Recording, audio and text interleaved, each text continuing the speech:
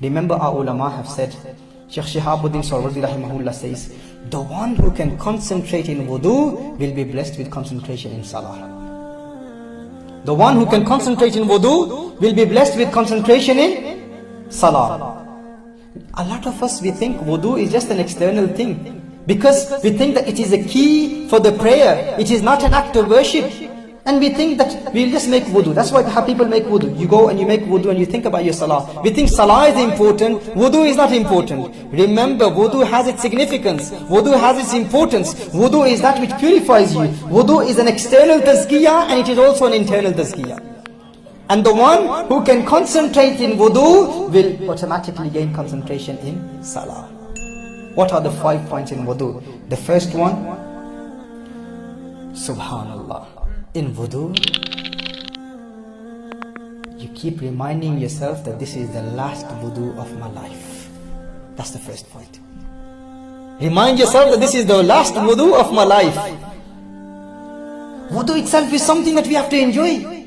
We have to enjoy your wudu. When you wash your face, just imagine the nur that is created. And think that this coolness of the water that I'm being blessed with today, I will never be blessed with this after this. This is my last opportunity to perform wudu. That's the first point of wudu. Second, before wudu you recite Bismillahi walhamdulillah. You recite Bismillahi walhamdulillah. And during wudu, you recite all the du'as of wudu. And after completing the wudu, you recite the du'as of wudu, which we will give in the next lecture, inshallah. So what's the first thing? Reciting Bismillahi walhamdulillah. You know the fadila, the benefit of that. If you recite Bismillahi walhamdulillah before wudu, then until you remain in the state of wudu, the angels of Allah Jalla wa'ala, they continuously write good deeds in your account. That is for who? For the one who recites Bismillahi walhamdulillah before wudu. Until you will remain in the state of wudu, the angels of Allah Jalla wa'ala will continuously write good deeds in your account. And not only that dua, during wudu, the duas during wudu, and the duas after completing wudu. That is point number 2. Point number 3, to make wudu according to the sunnah of Rasulullah sallallahu alaihi wasallam. Everything in Sharia, everything that we need to act upon. Study my book, Kanzul Fiqh. In that, the chapter of wudu is very clear. It goes through all the practical method of wudu, the sunnahs of wudu, the mustahabbat of wudu. Do wudu according to the sunnah of Rasulullah sallallahu alaihi wasallam. That is point number 3 in wudu. Point number 4, this has 4 points. 1, to create the fear of Allah Jalla wa'ala during wudu. Fear Allah during wudu. To create hope of Allah during wudu. That's point number 1. Number 2, when you're washing your face during wudu, think about the sins of the eyes leaving your body. The sins of your eyes are being washed away. All the sins which are committed by the eyes, by the face, anything, any sin that is committed by the eyes, the face, the lips, all of these sins are being washed away. You're being purified. And also you think that, oh Allah, today with the blessing of this wudu, because the Prophet ﷺ said this. This is a hadith of Rasulullah ﷺ. In the light of a hadith, we will go through in a lot of detail, inshallah. We'll explain that later. But you should imagine that my sins are being removed with the water. When you wash your hands, you think about the sins leaving the hands, and sins of the hands, the minor sins committed with the hands, to be forgiven. And then you make an intention, oh Allah, I will purify my hands. Meaning, I will do tazkiyah of my hands. I will not use my hands to oppress people. I will not use my hands to touch something which is haram. I will not use my hands to point at something which is haram. I will not use my hands, my fingers, to send text messages to someone which is haram. I will not use my hands on Facebook and commit haram with my hands, with my fingers, to contact sisters and to commit haram. Alayazu billah. You make tawbah of all of these when you make wudu. This is tazkiyah of the hands. So one is, you imagine, you think of the sins leaving your hands, you think of the sins being forgiven. And the second thing is, you make tawbah and you say, oh Allah, I make tawbah that I will not sin with my hands.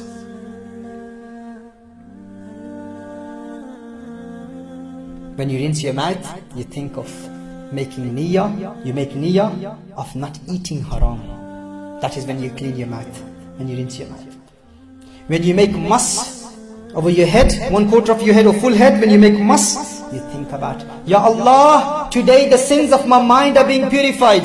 Today the sins of my mind are being forgiven. I make niyyah, from this day forth I will not think about evil. I will not think about haram. This is the tazkiyah of the mind. This is what wudu is. Wudu is an external purification, and it is also an internal purification. When you clean your nose, when you put water in your nose, why do you clean your nose? Do you know why you clean your nose? You make niyyah that I will not be nosy. Do you know that?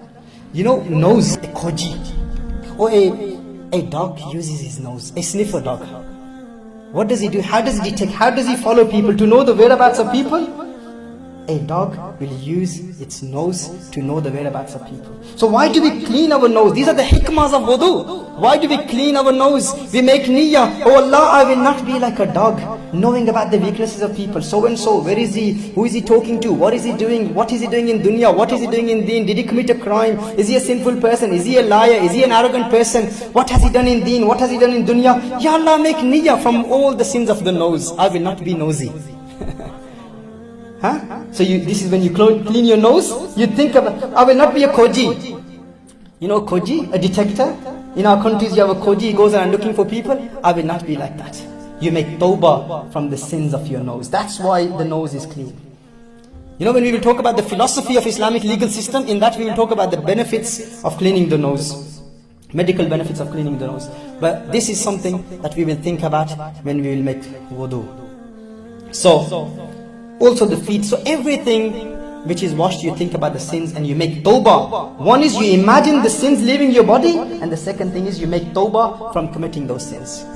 And next point, in this point number 4, you imagine the nur increasing, because the Prophet ﷺ said, a mu'min on the day of judgment will be recognized by Rasulullah ﷺ with the nur created by performing wudu. So when you wash your hands on the day of judgment, your hands will shine.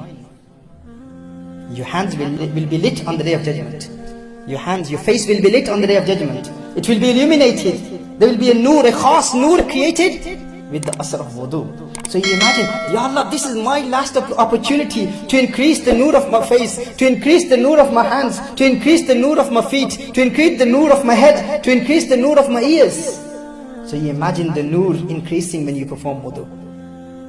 And that's when you enjoy the wudu. Huh? So when you concentrate in wudu, you will automatically gain concentration in salah. So this was point number 4. Point number 5 in wudu is that you perform the 2 nafil of tahiyyatul wudu.